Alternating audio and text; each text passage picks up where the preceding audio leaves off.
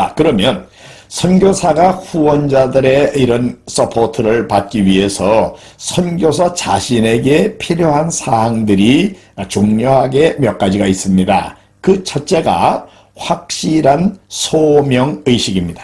내가 선교사로 부름을 받았다라는 의식이지요. 이 소명의식은 성경 말씀을 통해서 자기에게 주신 사명이 바로 복음을 듣지 못한 사람들에게 복음을 전하는 것이다 라는 것을 깨닫고, 또 자기의 자신의 과거의 삶의 경험을 통해서 하나님이 나를 주권적으로 선교사가 되도록 인도해 오셨다라는 것을 깨닫고, 또 주위에 있는 예수 믿는 사람들에 의하여 너는 복음 전도자가 되어야 될 사람이야, 네가 바로 선교사로서 잘 자질이 갖춰진 사람이야, 이런 평가를 받고, 또 스스로는 내주하시는 우리 속에 계시는 성령께서 계속해서 네가 선교사가 돼야 돼, 선교사로 저 나라로 가라, 저들에게 가라라는 이런 성령의 감동과 인도를 느낀다 그러면 이런 사람은 선교사로서의 소명의식이 있는 사람이라고 할 수 있습니다. 성경 말씀이 내게 선교사가 되라고 말씀하는 것으로 성경 말씀이 받아들여지고, 나의 과거를 돌아보면 하나님이 나를 선교사로 이렇게 되게 인도해 오셨구나라는 걸 깨닫게 되고, 주위에 있는 기독교인들이 너는 선교사가 되는 게 합당한 사람이야 라고 평가를 해주고, 그 다음에 성령께서, 우리 내주하시는 성령께서 네가 선교사가 되라 라는 그런 감동을, 그런 그 충동을 계속해서 우리 속에 주시면 바로 이것이 우리가 선교사로서의 소명이 있는 것을 증명해 주는 것인데, 이것이 있는 사람만이 어떤 의미에서는 당당하게 후원자들에게 후원을 요청할 수 있게 되는 거지요. 그리고 선교사가 되려는 사람은 청지기의식을 가지고 있어야 됩니다. 예수님이 달란트 비유에 나중에 5달란트, 2달란트 맡았던 종들에게 칭찬하실 때에 착하고 충성된 종아 그러면서 칭찬하시잖아요. 이 하나님의 일꾼으로 부름을 받는 사람들은요, 하나님이 맡기시는 일을 맡는 사람은 성품에서는 착한 사람이 돼야 됩니다. 우선 동기가 순수해야 돼요. 그 다음에 둘째는 일에 대한 태도로서는 충성돼야 됩니다. 그러면서 신분은 주인의 것을 맡아가지고 있는, 나는 종이다, 내가 내 이름을 내고 내 명예에 내가 부자가 되고 내가 출세하기 위해서 하는 게 아닙니다. 주님을 위하여, 주의 영광, 주의 나라를 위하여 하는 이 종의 의식이 필요합니다.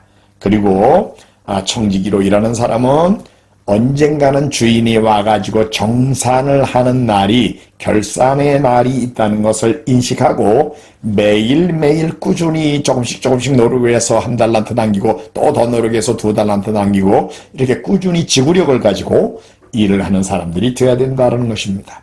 내게 있는 재능이나 은사, 그리고 내게 지워진 그 직위, 직분, 권위, 그 권위가 주어져 있는 동안에 내게 준 권한과 그리고 사용할 수 있는 재정에 대한 거, 이 모든 것들, 내게 허락하신 시간, 이게 다 주님의 것입니다. 그러니까 주님의 것을 맡은 자로서 청지기 의식을 가지고 있어야 됩니다.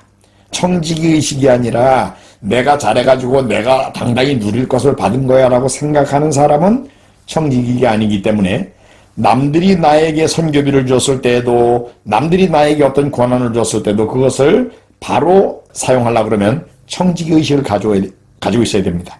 아무리 많은 선교비를 우리에게 맡겨주셔도 그거는 내 개인 돈이 아니고 선교비예요. 공금입니다.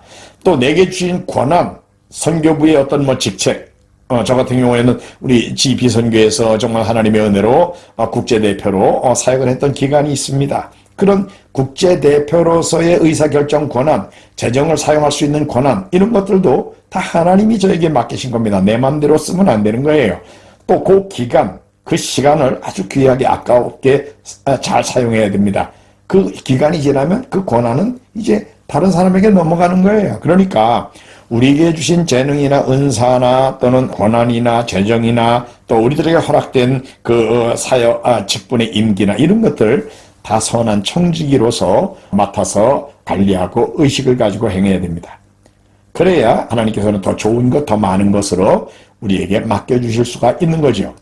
그 다음에 특별히 선교비와 관계에서는 선교비는 개인의 돈이 아닙니다. 이거는 공금입니다. 어떤 분들이 많은 선교비를 내게 맡겨주신다 하더라도 그것은 선교 단체에 의하여 선교 단체의 규약대로 관리되어져야 됩니다. 물론 그 중에 생활비라는 항목으로 주어진 거는 그건 자유롭게 써도 돼요. 영수증 없이 써도 돼요. 그러나 적어도 공금 부분에 대해서는 개인의 재정과 공금을 분명하게 구분하고, 공금을 사용할 때는 공적으로 영수증을 발송하고, 왜냐하면 헌금을 보내신 분에게는 영수증을 보내드려서 공적으로 접수하고, 또 내가 돈을 쓸 때에도 재정 원칙에 따라서 지출하고 영수증을 장부 정리하면서 준비해 놔야 되고, 또 여기에 대해서 감사를 받아야 됩니다. 그리고 감사 보고서를 받아놓고 또 나중에는 여기에 대해서 책임을 져야 되는 거죠. 바로 이런 선교 재정에 대한 공적 관리, 이것이 이루어질 때에 사람들은 더 믿고 더 큰 선교 재정을 우리들에게 맡기게 되는 겁니다. 그러니까 선교사로서는 세 가지가 분명하게 갖춰져 있어야 당당하게 사람들에게 선교비를 달라고 요구할 수 있습니다. 첫째는 확실한 소명의식이고요. 둘째는 모든 것에 대한, 특별히 재정에 대한 청지기 의식이고요. 그 다음에 세 번째는 선교비의 공적 관리, 공적으로 재정을 다루는 이런 태도를 가지고 있어야 됩니다. 이럴 때 우리가 당당하게 많은 성도들에게 선교비를 후원해달라고 요청할 수가 있는 것입니다. 이것이 꺼려지면 당당하게 요청할 수가 없어요. 예, 그렇죠? 자, 그러면은 선교 후원자들을 어떻게 조성할 것이냐라는 문제로 이제 넘어가서 같이 생각해 보겠습니다. 선교사를 후원해 주시는 분들의 마음을 움직이는 중요한 세 가지 요인이 있습니다. 선교사에게 요 세 가지가 보여지면 예수를 믿는 하나님의 자녀들은 가만히 있지 못하고 이 선교사를 후원하게 돼 있어요. 여러분, 어떤 상품이 정말 마음에 드는 상품이 있으면 내가 대가를 지불하고라도 그 상품을 사잖아요. 마찬가지로 선교사도 이분은 정말 이런 분이구나. 그러니까 이분을 내가 후원해야 돼. 왜? 하나님이 하라 그러시니까. 이런 마음이 들어야 되거든요. 모든 성도님들의 마음을 움직이는 세 가지 요인은, 첫째는 성실한 삶의 태도가 있는 선교사가 되어야 됩니다. 성실한 삶의 태도를 가지고 있는 사람인 것으로 보일 때에 믿고 선교비를 그분에게 줄 수 있는 거예요. 성실한 삶의 태도에서 제가 많이 쓰는 용어 중에 하나는 정위치 개념입니다. 당연히 있어야 할 곳, 있어야 할 자리에 있으면서 당연히 해야 할 일을 하면서 있어야 된다, 그 말이에요. 직분을 맡았으면 그 직분에 대해서 직분이 요구하는 주 업무, 메인 듀티가 있죠. 그거를 하면서 있어야 된다, 그 말입니다. 예를 들어서 제가 선교회의 대표가 됐습니다. 선교회 대표로 선교회 사무실이 8시 반에 모여가지고 이제 9시부터 경건회를 드리고 그 다음에 9시 반부터 오후 5시 반까지 사무실 근무를 합니다. 그런 경우에는 저는 적어도 8시 반 전에는 사무실에 가 있어야 되는 거예요. 그리고 5시 반까지는 사무실에 있어야 되는 거예요. 물론 다른 미니스트리가 있어서, 공적 업무가 있어서 자리를 비울 수는 있죠. 그러나 적어도 내가 있어야 할 자리에 있다는 겁니다. 그러면서 거기서 뭘 해요? 선교의 대표로서 해야 되는 업무를 보면서 일하고 있어야 되는 거예요. 그 자리에 있으면서 뭐 신문이나 보고 있고 뭐 거기에 앉아 있기는 하지만 다른 일을 하고 있다 그러면 그거는 그 자리에 합당한 태도가 아니지요. 그러니까 정위치 개념이라는 것은 있어야 할 자리에 그대로 있으면서 당연히 해야 할 일을 하면서 있어야 되는 거예요. 성실하게. 그리고 또 내 신분에서 메인 잡, 주 업무를 하면서 해야 돼요. 주 업무를 제껴놓고 그저 다른 일만 더 열심으로 하는 거, 그건 안 됩니다. 누구에게나 맡겨진 주 업무가 있어요. 목수는 나무로 집 짓고 가구 만들고 그런 거를 잘해야 목수입니다. 또 목회자는 교회의 성도들을 잘 돌보는 일을 잘해야 목회자예요. 사람들마다 자기에게 주신 일이 있는 거예요. 목수가 목수인데 톱질을 제대로 못한다, 못 박는 거 잘 못한다, 그런데 그 사람이 다른 일은 잘한다, 그건 아니에요. 그런 사람은 목수가 되면 안 되는 거예요. 마찬가지로 누구에게나 있어야 될 자리에서 거기에 땅한 일을 하고 있으면서 그러면서도 메인 잡, 주 업무에 충실하게 해야 됩니다. 선교사로 부름을 받은 사람들은 예수님의 선교에 대해 위임령이 말하는 대로 모든 족속에게 가야 되고요. 또 그들에게 복음을 전파하고 또 그들을 제자로 예수님의 제자로 양육하고 하는 요 본질, 예수님이 주신 선교의 본질, 요것에 집중하는 일을 해야지 그거는 안 하고 딴 일만 많이 한다? 그러면서 내가 선교사다 후원해달라? 그거는 그저 남들이 선교사라고는 하겠죠. 그러나 본인 스스로가 떳떳하지 않습니다. 그리고 사람들도 그걸 알아요. 그러니까 선교사로 성실한 삶을 갖는 태도는 선교지에 있어야 되되 선교의 메인 타겟인 아직 남은 종족들, 예수님 그랬죠. 너희는 온 천하에 다니며 만민에게 복음을 전파하라. 그러니까 복음을 듣지 못한 종족들, 이것이 사역의 우선순위여야 되고 그 다음에 하는 일은 복음을 전파하라. 이게 주 업무입니다. 또 제자 삼아라. 예수님의 제자로 사람들을 양육하는 거, 이게 주 업무입니다. 이거 외에 다른 일들은 물론 선교사역의 부류에 속하겠지요.